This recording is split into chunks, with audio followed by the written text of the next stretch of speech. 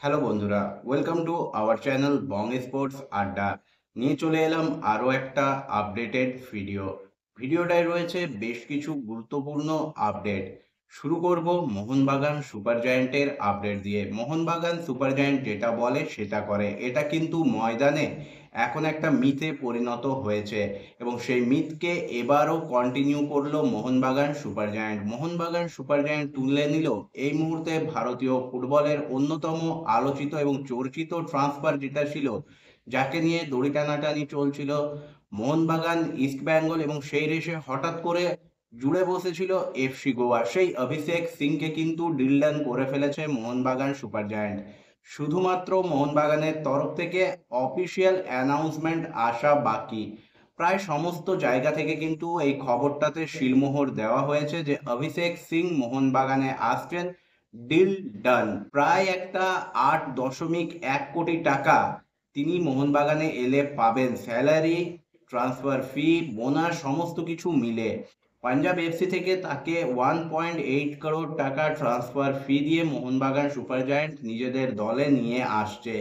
পাশাপাশি তাকে 3 বছরের একটা কন্ট্রাক্ট পাঠানো হয়েছে, যার মধ্যে আবার 1 বছরের এক্সটেনশনও রয়েছে।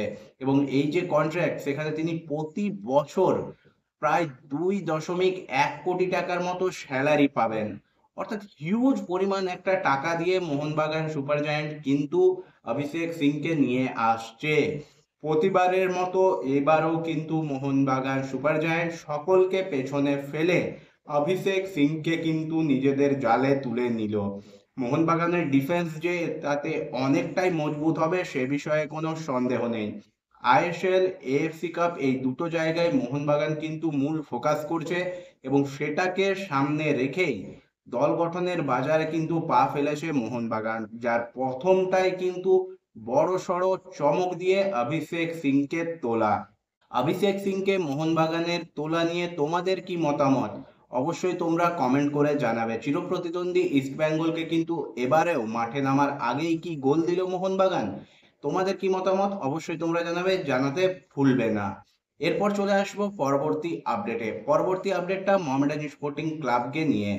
সিএফএল এ মোহামেডান স্পোর্টিং ক্লাব এবার নামতে চলেছে 29 তারিখ, যেখানে তাদের প্রতিপক্ষ পিয়ারলেস ক্লাব। কিন্তু তার আগে মোহামেডান স্পোর্টিং ক্লাব ম্যানেজমেন্ট কিন্তু বঙ্গীয় ফুটবল সংস্থার কাছে একটা অনুরোধ রেখেছে যেন এই প্রথম ম্যাচটা পিছিয়ে দেওয়া হয়।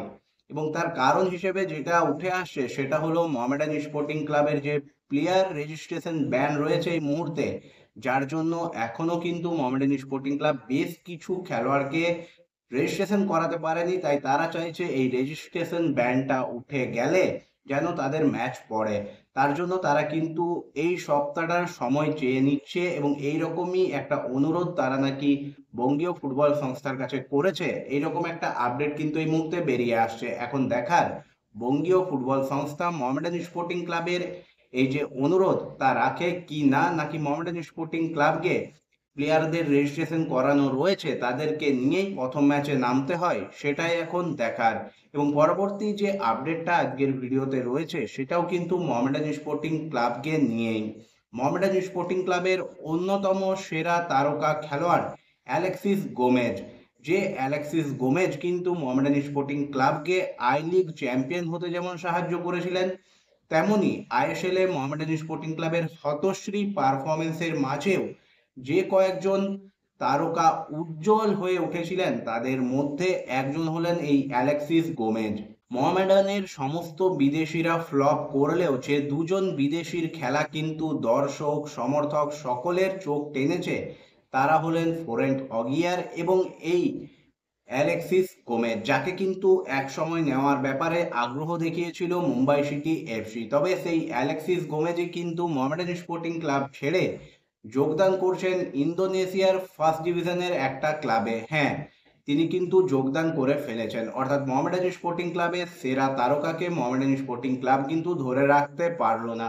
এটা কিন্তু আমরা সবাই আগে থেকেই জানতাম, কারণ মোহামেডানের যেরকম আর্থিক পরিস্থিতি চলছে তাতে বেশ কিছু খেলোয়াড় কিন্তু সেই পরিস্থিতিকে দেখে ক্লাব ছেড়ে চলে যেতে চাইছিলেন এবং তার মধ্যে অন্যতম ছিলেন কিন্তু এই অ্যালেক্সিস গোমেজও। তিনিও কিন্তু এবার মোহামেডানকে অফিসিয়ালি বিদায় জানিয়ে যোগদান করছেন ইন্দোনেশিয়ার ক্লাবে, যা কিন্তু মোহামেডান স্পোর্টিং ক্লাবের জন্য সত্যি এই একটা খারাপ খবর। তবে এখন মোহামেডান স্পোর্টিং ক্লাবের ফোকাসে রয়েছে সিএফএল। সেই সিএফএল এ মোহামেডান স্পোর্টিং ক্লাব কিন্তু ভালো পারফরমেন্স করতে বদ্ধপরিকর। মেরাজউদ্দিন ওয়াডুর নেতৃত্বে এই মুহূর্তে মোহামেডান স্পোর্টিং ক্লাব কিন্তু অনুশীলন করছে এবং তিনি যেটা জানিয়েছেন যে এই তরুণ দল নিয়ে কিন্তু ভালো কিছু করার স্বপ্ন দেখছে মোহামেডান।